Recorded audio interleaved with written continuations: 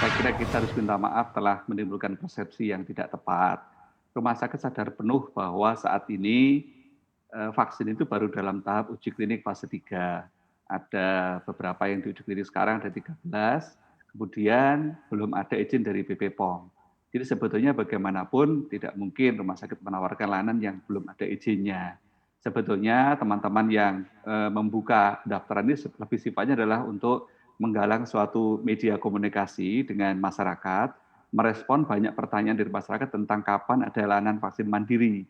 Nah, agar lebih mudah maka dibuatkan wadah, kita bareng-bareng dalam forum itu untuk saling komunikasi. Sebetulnya demikian. Jadi sekali lagi kami tegaskan bahwa saat ini belum ada layanan untuk vaksin mandiri di rumah sakit. Ini lebih untuk suatu penjajakan awal, media komunikasi saja. Demikian.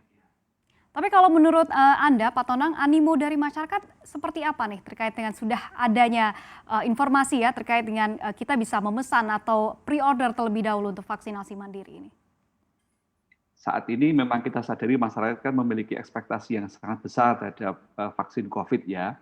Nah itu didorong juga memang ada pemberitaan misalnya bahwa ada yang jalur bersubsidi, ada yang jalur mandiri, sekian persen. Juga bahwa harapan besar seolah-olah kalau vaksin ada itu langsung selesai pandeminya. Dua hal ini yang membuat masyarakat dalam ekspektasi yang begitu besar.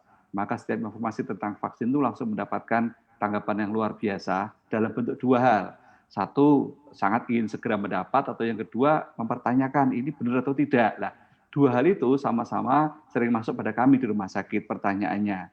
Karena itulah kita galang tadi supaya informasinya itu tersalurkan dengan baik dan tepat agar tidak terjadi nanti ekspektasi yang berlebihan dan akhirnya berujung pada kekecewaan yang bahkan mungkin justru akan tidak positif untuk penanganan pandemi COVID ini. Jadi ekspektasi masyarakat memang besar sekali. Sama-sama tapi dua tadi, baik itu segera ingin dapatkan atau mempertanyakan. Dan dua-duanya sama-sama kami rasakan sama-sama besarnya saat ini pertanyaannya. Baik, kita ketahui Pak Tonang bahwa Bio Farma sendiri ini belum membuka pre-order untuk vaksinasi karena memang masih menunggu sistem untuk pre-order vaksinasi dan juga menunggu izin dari BPOM sendiri. Apakah memang pihak rumah sakit ini sudah mendapat bocoran nih terkait dengan kapan vaksinasi massal ini akan dilangsungkan, Pak Tonang? Saya kira informasi kita sama dengan yang diberikan juga oleh jalur resmi pemerintah ya kepada masyarakat. Kami tidak mendapatkan juga informasi yang lebih jauh. Ya kita tahu kan hanya pada tanggal 3 Desember kemarin sudah terbit keputusan menteri yang menetapkan tapi baru nama produsen. Jadi nama produsen yang ditetapkan untuk nanti dapat digunakan dalam program vaksinasi COVID. Tetapi dalam keputusan tersebut juga ada diktum yang jelas bahwa mulai dapat digunakannya tetap harus menunggu uji klinik dan atau izin dari BPOM sebagai yang memiliki otoritas.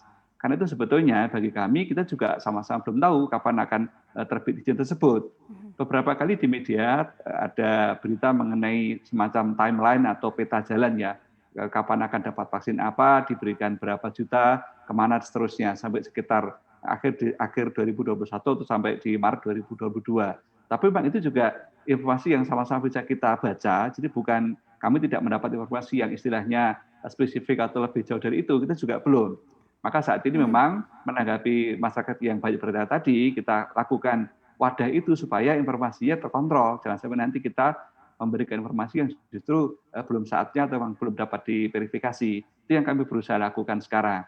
Hanya mohon maaf memang barangkali menimbulkan persepsi yang keliru bahwa seolah-olah kok rumah sakit sudah membuka pre-order. Bahwa sebetulnya yang mau diorder apa juga belum ada. Jadi saya kira ya tidak tepat sih sebetulnya istilah kalau pre-order.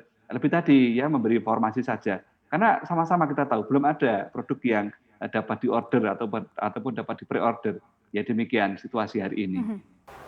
Nah, bagi Anda yang ingin mengikuti berita ekonomi dan juga bisnis, jangan lupa untuk install CNBC Indonesia di App Store dan juga di Play Store.